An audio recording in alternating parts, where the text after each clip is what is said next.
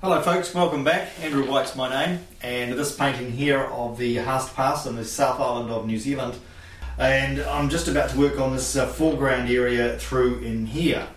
I've done as much as I want to do on this area at this stage. I might revisit it later, but now I'm going to be working on this area here today, which is quite a tussocky sort of a area, very much a grassy, dried off area through here. So the tones are certainly going to be lots of ochres and browns, and a little bit of yellow ochre, brown ochre, raw umber, and those very much warm tones.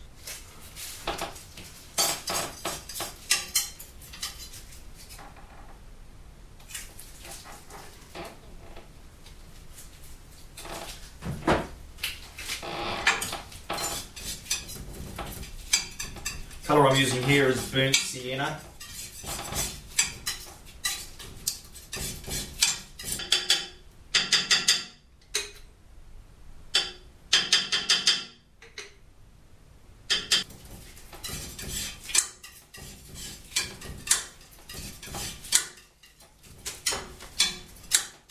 Mixing up about 5 or 6 different tones of the colours that I want to apply. Because we're using fat on lean, a little bit of fat mix with it. It's a very oily mix, that. You can buy it. Fat and lean mixes from your art supply shop already made up, and there's no point in mixing them yourself. Now I'm just going to apply the tussocky texture on here quite happily.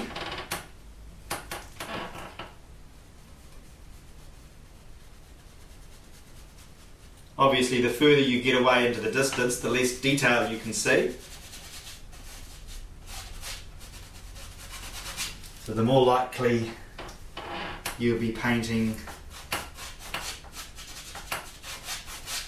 broad applications rather than being too pretty about it. At least that's my style of painting anyway. Everybody has their style of painting.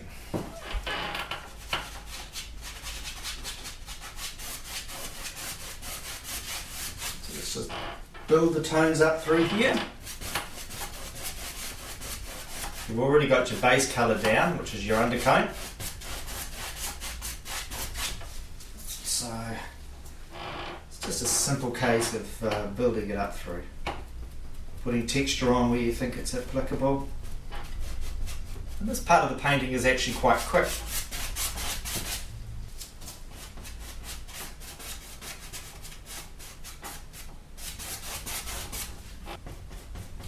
As we get closer to the eye, a little bit more detail comes through.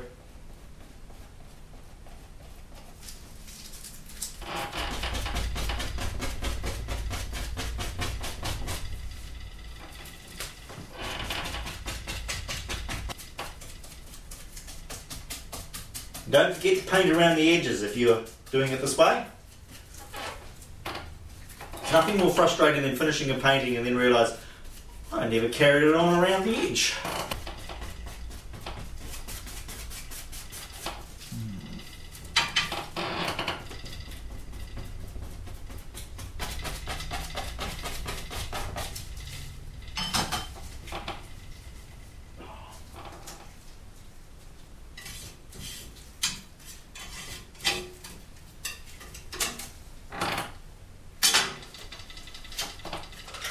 Now, if you want to apply texture in a grassy kind of a style, there's nothing wrong with a lovely coarse brush like an old toothbrush. That actually works very, very well.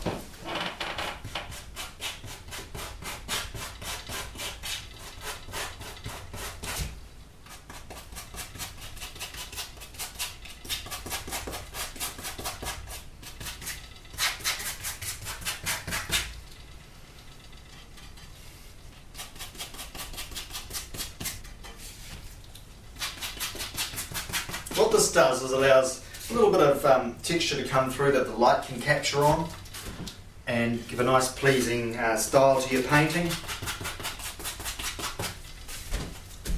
What I generally do is, with tussocky kind of a foreground like this, is I apply the paint using a brush first of all, and then I use a toothbrush just to add a little bit of texture where I want to.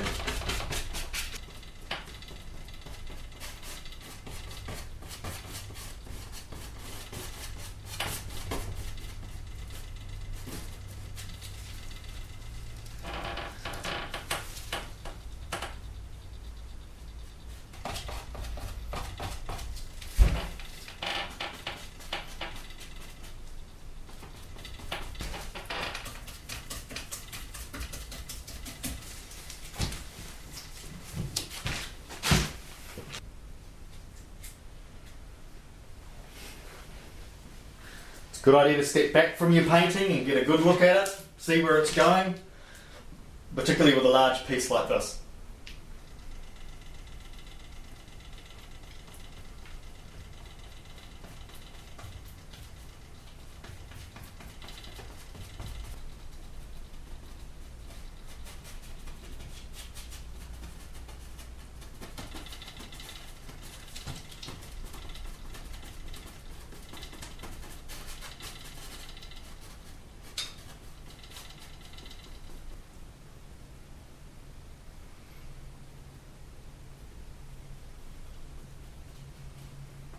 Fill the highlights in there too. There's always going to be a few of those.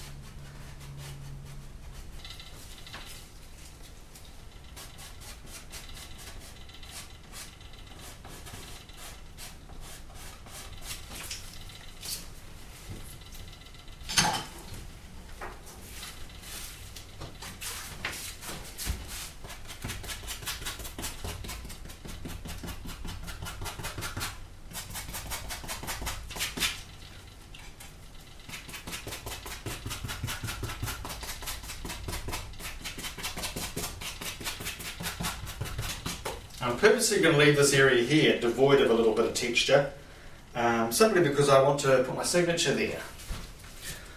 And it's a lot easier to paint your signature if you're not painting it over the top of impasto applied paint, textured paint.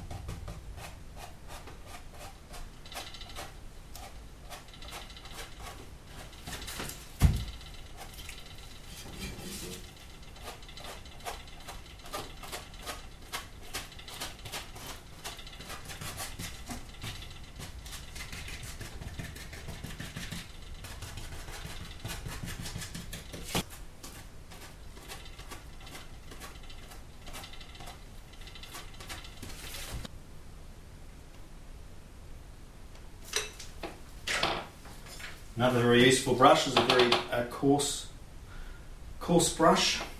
It's actually very good for this stuff too, putting grass on.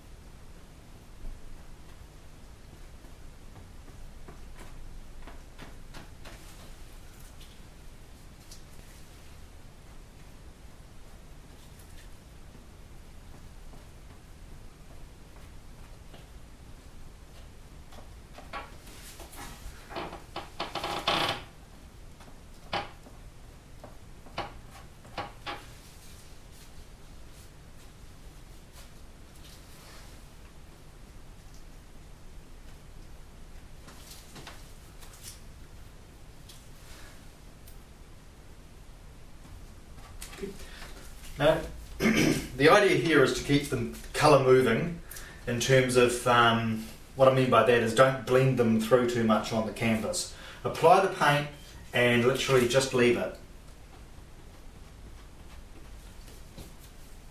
Clean it off between strokes if you're applying highlights and deeper tones at the same time.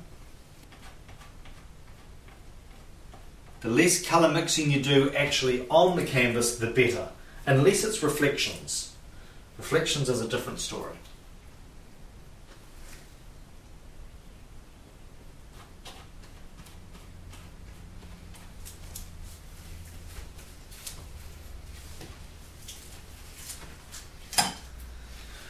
Okay, let's turn it upside down and work on the base.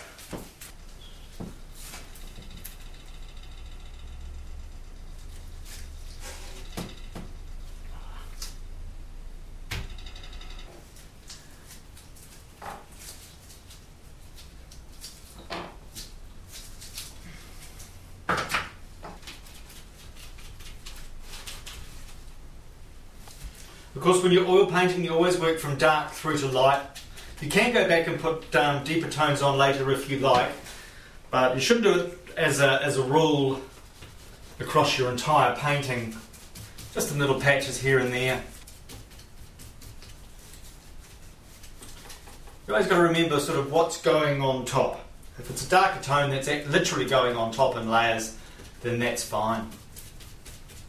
But to go back and paint in darker tones later into a area which is within the same layer of the painting, I think you know what I mean. It kind of doesn't work for some strange reason.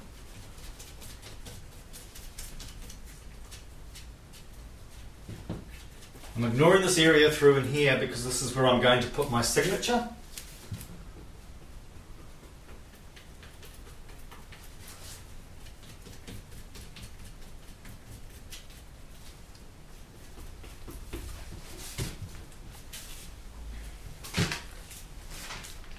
This is the hard part. You literally have to look at your painting like this when you do this.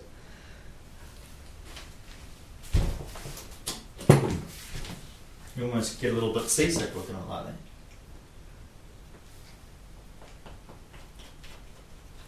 that. And let's put some nice texture on here. Of course, this is the area that really is closest to the eye. So it's nice to be able to apply some, using a coarse brush like this, some really nice texture to the painting. That's what oil painting is all about. You can't do this with watercolour.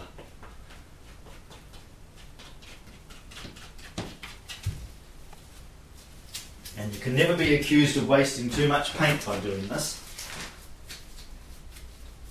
Because when you finally get to put some varnish on the painting later, once it's dried off, you put varnish on it and it really does come alive with a little bit of texture through in here.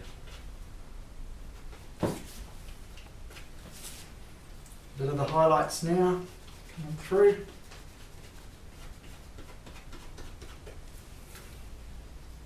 Keep that colour moving, so paint in little blocks of tone through here, then leave it sort of deeper through here. And that just gives everything a little bit more life.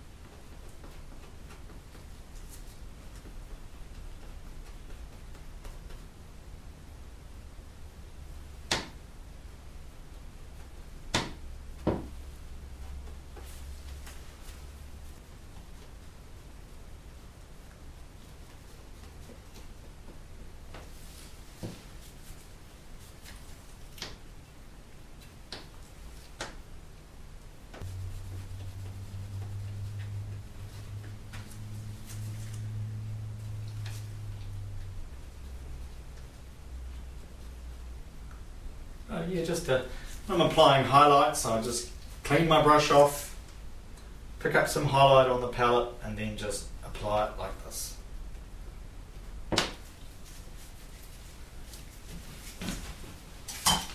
Constantly stepping back to make sure that it's going where I want it to go.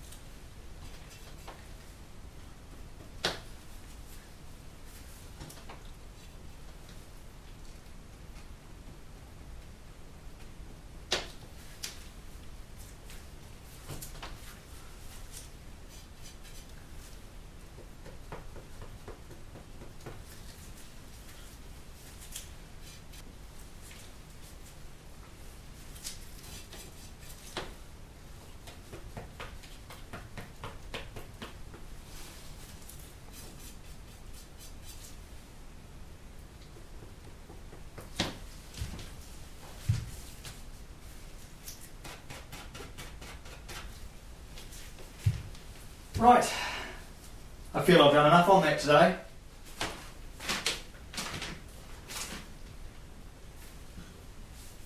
I'm going to go and store the painting upside down for a few days. Then I'm going to revisit the entire thing and maybe do little pieces here and there, and then we'll finish it off next time we talk. Okay.